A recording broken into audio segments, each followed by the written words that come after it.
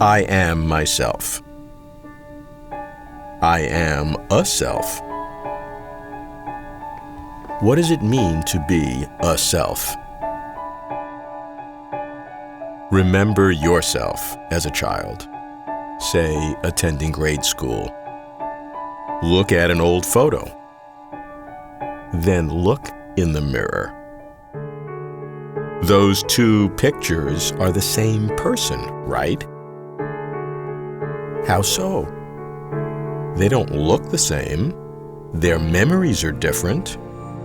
Virtually every atom that composed that child's body has gone from the adult's. I do feel unity across time. Is my solidified self an illusion? How do people maintain their identity? I'm Robert Lawrence Kuhn, and Closer to Truth is my journey to find out.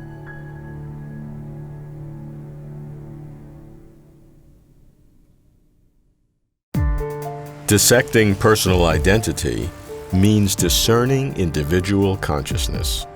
So I start with someone who takes consciousness as something real and puzzling, but not something non-physical or religious. Philosopher Colin McGinn. Colin, the notion of self, is that a legitimate idea that we can hang on to? I think the self is something real. What I would say is the self has got to be grounded in the brain. Its unity at a time and over time must be a function of what's in the brain. We don't know how that works, but it must be so. And our imaginative adventures with the concept reflect our ignorance about what the self actually is and what constitutes it in the brain. So we run away with the idea and we think all sorts of things are really possible, which if we knew the truth about the self, we wouldn't think were possible. But our grasp on the concept of the self is very limited because we experience it from our first-person point of view, and we say I, but we don't really know what that thing is at all, except as the bearer of these mental states. So the self is then the sum total of or an integration of all my conscious states in some way? Well, that's a Humean view, and it's, again, a very natural view to take. Instead of thinking of the self as the substance or the entity which has these conscious states, but separate from them, it's constituted by the conscious states.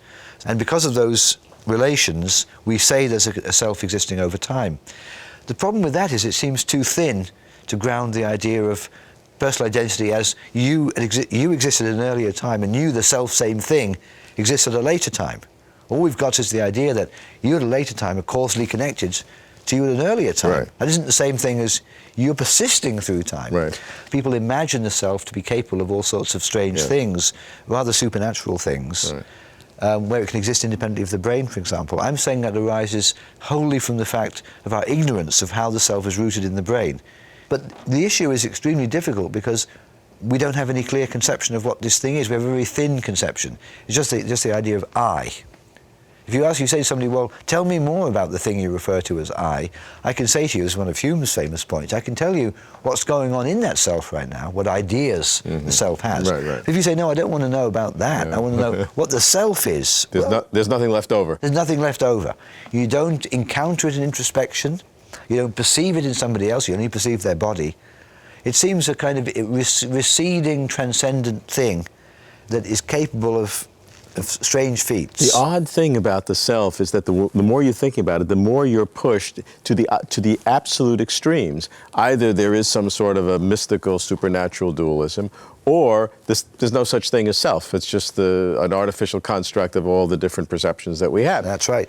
You seem to be driven toward the supernaturalist irreducibility view to avoid the eliminativist view, where there isn't any such thing as the self. It says, but I can subscribe to that too. You can oscillate from one to the other. They can't both be true, of course. It can't be both true. You can go from but one I'm to more the other. comfortable at one extreme or the other than any place in between. That's the odd thing. That is the odd thing, and I'm trying to give an account of that unsatisfactory intellectual predicament by saying, well, the reason you feel that you have to occupy the role of the irreducible ego, the transcendent thing that can survive death. Or eliminating it altogether. Is because you just don't know what it is. Yes. So I think in the case of the self, even more than consciousness, our imagination is something which is liberated in a bad sense by our ignorance.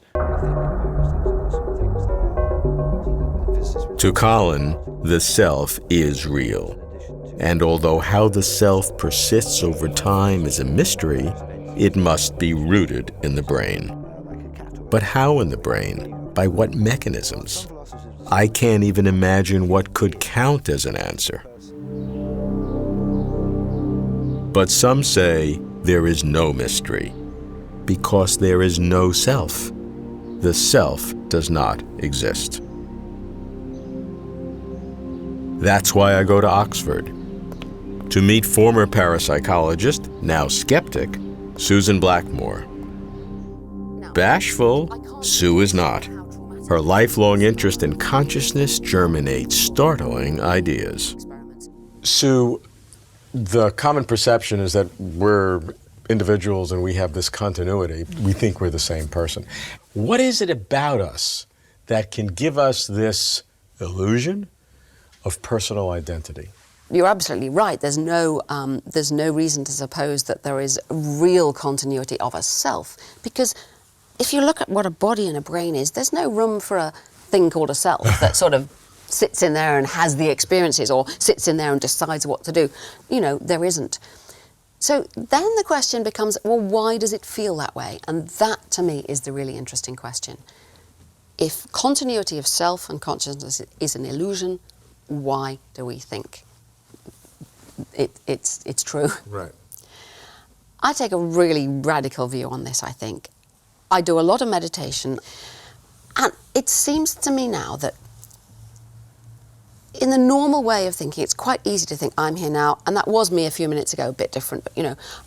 But actually you can see that if you start to look back a moment ago, you can start to see, oh, but something was listening to that noise out there, as well as something was talking.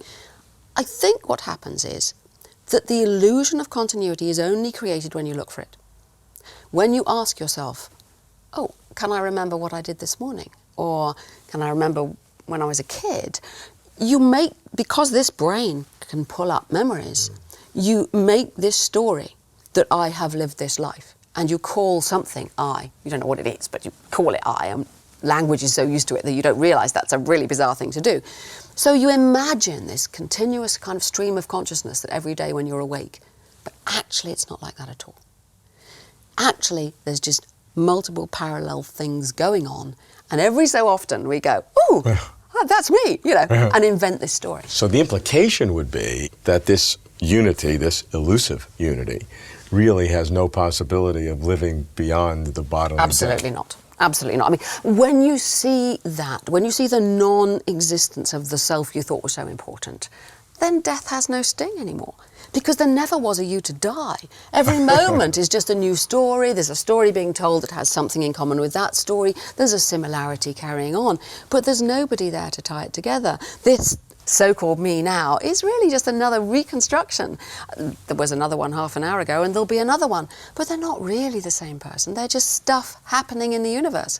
So there's no one to die, so there's certainly no one to continue after death. So you're presenting that like good news. Well, I'm smiling just because, you know, it's so beautiful when you get it.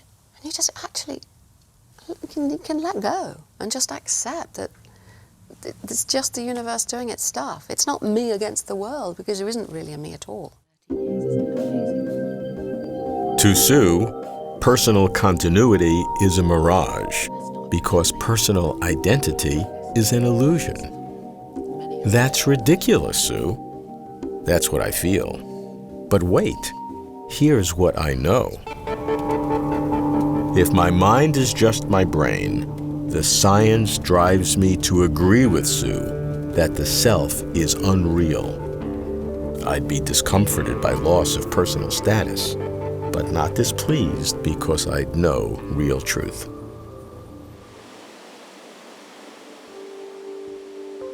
But suppose the mystery of personal identity is not so simply solved. Suppose it's founded on wholly different principles. Could artificial intelligence provide clues?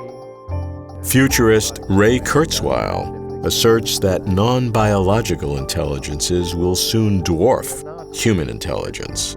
And this singularity, he says, can help reveal what the self is all about. I have all these different inputs, sight, sound, feeling, touch, and I integrate them all together, and they're all bound together, and I'm a single person. How do we have a sense of personal identity with these massive differences in input and changes in time? Well, I think it's only coherent if you consider yourself to be an information structure. You are, I am, a pattern of information. That persists. I mean, I like to use the metaphor of the pattern that water makes in a stream as it goes around some rocks. It makes a certain pattern. That pattern can stay the same hour after hour, maybe year after year. The water is completely different in a matter of milliseconds, but it does have some continuity. The pattern stays the same. Well, that's really a very good analogy to what we are. We're not a bunch of stuff. These particles change over very quickly. The actual cells die and are rebuilt, reconstructed on a very regular basis. So I'm not the same stuff I was a matter of days ago, but I am very similar to the pattern that I was. So we are not physical stuff. If you really attach any importance to your own identity, that identity is a pattern of information. If we take seriously this concept that the pattern is the real me, and that pattern can be not just simulated, but actually be the equivalent in a non-biological way, what does that say about the identity of non-biological entities, of future computers? Will they have a similar sense of personal identity? A pattern is a pattern. Well, yes, we'll eventually be able to capture all the salient details that make up me and recreate that in another substrate, and that will have a personality just like mine, and we'll have an identity. Computers can do that. They can do all the things we can do. I mean, they will be able to simulate individual minds, and I use the word simulation advisedly because they really will be able to recreate all of the processes, the informational processes, and that's basically what the brain is an information processor that take place in the human brain. And so those will be the equivalent of human brains, and if we say we have an identity, then that will apply to these entities as well. At that point, is there any residual in the human brain, any residual of any kind, that is not represented in that non-biological entity? Well, I don't think so. I mean, I think we are sets of information. And I mean, if one were to say yes to your question, you're positing some either non-material or some new type of physics that we don't understand, that in which consciousness resides, and I don't think that actually makes sense. I think consciousness is an emergent property of a complex system. And if you really, you could copy me and then find out it's not quite right. Well, that's because you got it wrong. But if you get it right, it's going to be just like me, and if I'm conscious, then it will be. But conscious. if it's just like you at that instant, and then it's there and you're here, that it's conscious, but you're conscious. That you must have something different. You can't have it. They can't be identical because you have an independent existence. Well, yeah, I mean, that is something we routinely accept with our computers. In that, I mean, your computer can die, but you can revive it because you just revive from the backups, and you can completely copy the personality of your computer to another computer, and we just take that for granted. Certainly, but therefore it seems to be that because you have these two entities in two separate places, both of whom who feel that they're exactly the same thing, that there has to be some difference between them. We see that as a mind-blowing idea when we think about human beings and our sense of identity. We routinely accept that with our machines. We copy the personality of our machines, all of the memory files, I mean, no big deal. And that's because we don't think machines are really at human levels, but they will get there. And we'll accept this quandary as well. The really deepest mystery of consciousness that I wonder about is not just, am I conscious or is another entity conscious, but why am I mean, I wake up every morning and I'm conscious of certain feelings. I'm hungry, I need breakfast, and this and that, I'm thinking about the day. And so I'm aware of a certain person's experiences. Why am I aware of this particular person's experiences? Why am I me? Why am I not some person in Ethiopia? May seem like a silly question, but that's what I wonder about. To Ray, the self is a pattern of information, and thus there is no difference between a human and a machine. Ray's logic is sound. If the mind is only the brain, non-biological intelligences will have minds that surpass human brains. Should I despair? Me who would wish for something more, something beyond the inevitable corruption of body and brain? What of the millions who believe that personal identity is maintained by souls or spirits? I could ask a theist, but one who is scientifically literate. Who could be better than a physicist who became a priest? So I traveled to Cambridge, England, to see John Polkinghorne, whose grand mission bridges science and religion.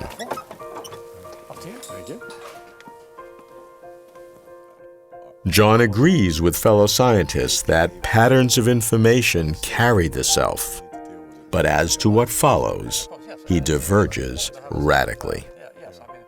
One has to ask the question, can you make a credible understanding of a destiny beyond death for human beings? And when you begin to think about that, you see it's going to involve two different requirements. One is continuity. I mean, it really must be Abraham, Isaac, and Jacob who live again in the kingdom of heaven, not new characters given the old names for old time's sake. So there must be continuity, but equally, of course, there must be discontinuity, in the sense not much point in making Abraham, Isaac, and Jacob alive again if they're going to die again. So you have to have both continuity and discontinuity. Now, when you think about the continuity side of things, what could make those people the same people that lived on earth before? The traditional answer has been the soul, and very often it's been understood in Platonic terms as some sort of spiritual bit of us, liberated at death and persisting and carrying on. I think that that's a mistake. I mean, I think we are psychosomatic unities, as people say. We're not apprentice angels. We are embodied human beings. And that, of course, is essentially what the Bible, both in the Hebrew Scriptures and the New Testament, sees human beings as being. So if we've lost that picture of the spiritual soul, have we lost the carrier of continuity? I don't think so. But we will have to reconceive it. In fact, it's quite difficult to understand what's the carrier of continuity for a person in this life. I mean, here am I, aging, balding academic. What makes me the same person as the little boy with the shock of black hair in the school photograph of many years ago? It's not atomic material continuity. The atoms in my body are totally different from the atoms in that schoolboy. It's not the atoms, but the pattern in some extraordinary, elaborate and complex sense in which those atoms are organized. And I think that's what the human soul is. It is the information-bearing pattern, which is the real me. Now, that pattern that's me will, of course, dissolve with the decay of my body at death. But if I believe in a faithful God as I do, it's perfectly coherent hope that God will remember that pattern.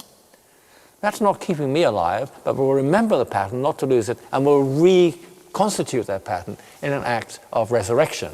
So I have to be re-embodied, because that's what I am as a human being, if I'm truly to live again.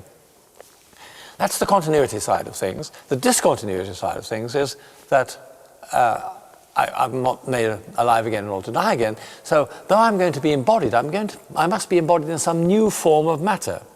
And I believe it's perfectly coherent to believe that God can bring into being such a new form of matter. Yes, I think it's very important to face these. To John, this pattern of information, this self, is the mechanism by which God, in whom he believes, can remember the person in order to resurrect the person. Ah, resurrection. Say, I believe in God.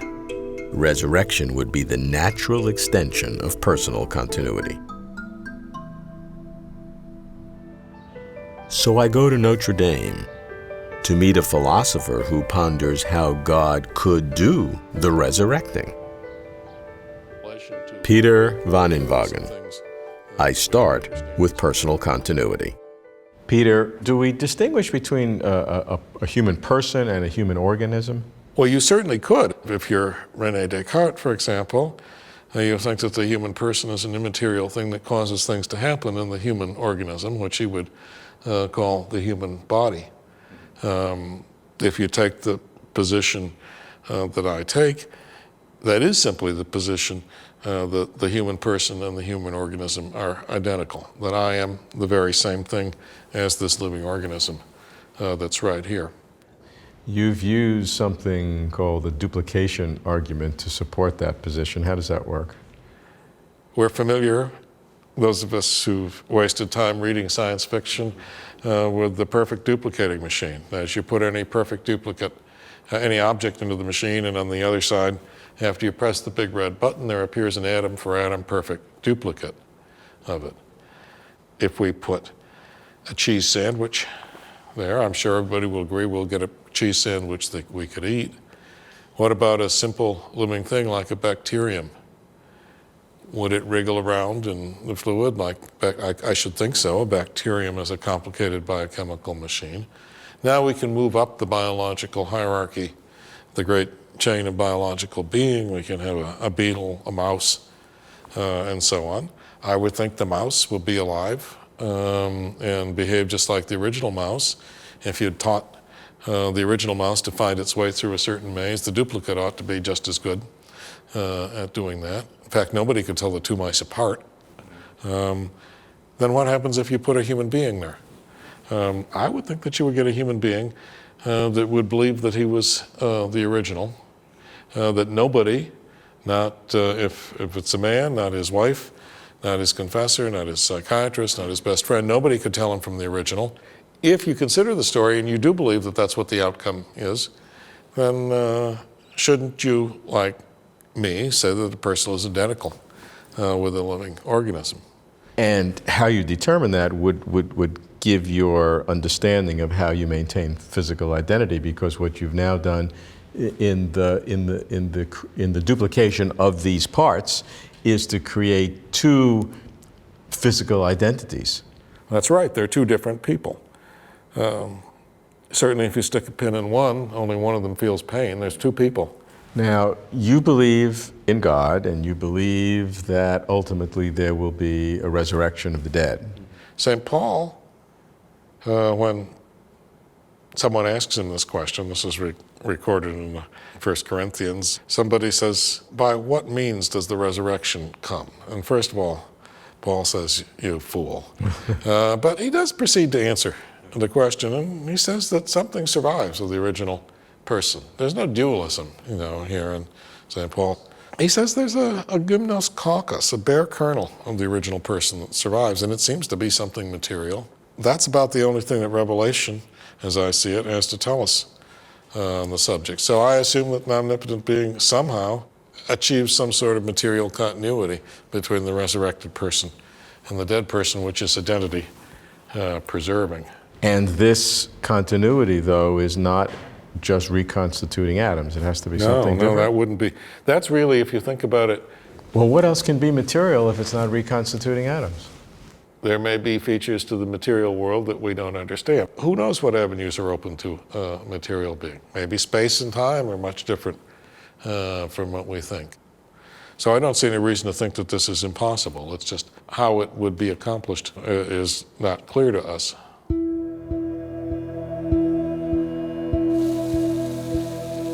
Personal identity and its continuity across time characterizes ourselves.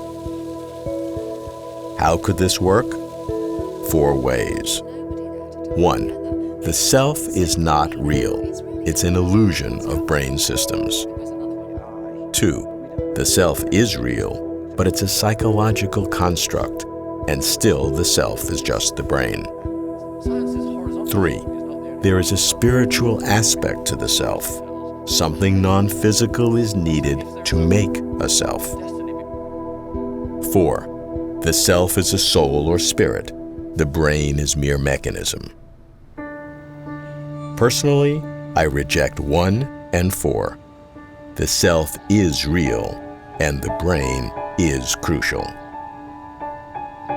But is some non-physical component also needed? I've wavered on this, and still I'm bothered. As for an afterlife of the self, no, if the self isn't real. Yes, if the self is a soul or spirit, a story I've never believed. And yes, if God, if there is a God, resurrects the person. That our personal identity is patterns of information seems clear. But can such patterns exist beyond brain death? Whether in the hardware of computers or in the memory of God. For now, that's closer to truth.